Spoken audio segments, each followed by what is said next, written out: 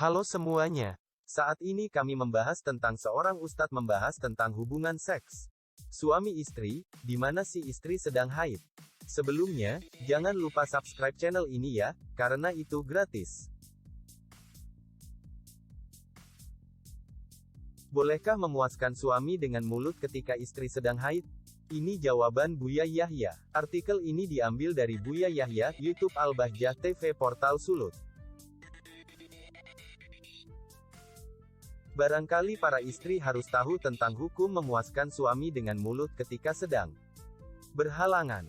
Inilah jawaban Buya Yahya mengenai hukum memuaskan suami dengan mulut ketika istri sedang berhalangan atau haid. Apakah boleh seorang istri memuaskan suami dengan mulut? Simak penjelasan Buya Yahya dalam artikel ini sampai selesai. Jawaban dari Buya Yahya berikut ini bisa dijadikan pelajaran bagi pasangan suami istri. Menurut Buya Yahya, suami istri boleh berbuat apa saja karena sudah halal secara agama. Namun yang menjadi pertanyaan adalah apakah boleh memuaskan suami dengan mulut ketika sedang haid?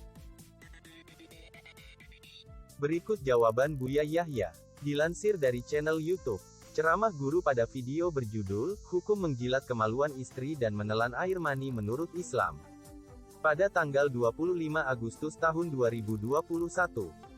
Dalam ceramah Buya Yahya tersebut, ia menjelaskan dua kondisi yang diharamkan ketika berhubungan suami istri.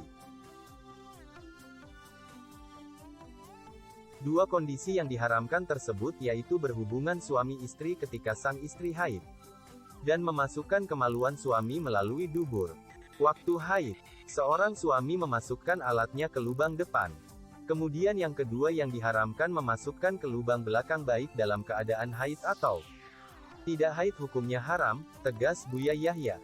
Buya Yahya menegaskan bahwa tidak boleh menggauli istri ketika sedang haid. Namun istri bisa melakukan inovasi untuk memuaskan suaminya ketika sedang haid. Mohon maaf, ini majelis mulia. Jika suami mengeluarkan mani dengan tangannya sendiri, maka dia telah berbuat salah dan dosa. Tapi kalau dia mengeluarkan mani dengan tangan seorang istri, selesai dan itu adalah pahala, jelas Buya Yahya. Adapun memuaskan suami dengan mulut, seperti menjilat kemaluan, para suami tidak boleh memaksa jika sang istri tidak nyaman atau merasa jijik. Hei, para suami, engkau tidak boleh memaksa istri untuk melakukan itu karena belum tentu dia nyaman. Kalau dia merasa jijik Anda tidak boleh paksa, haram, tegas Buya Yahya. Namun, jika ada seorang istri yang mau menjilat kemaluan suaminya, dan seandainya dia harus melakukan, maka tidak boleh menelan air mani. Boleh suami istri melakukan demikian tentu dengan keridoannya. Dan tentunya dengan waspada tidak boleh sampai ada masuk ke dalam perutnya, jelas Buya Yahya.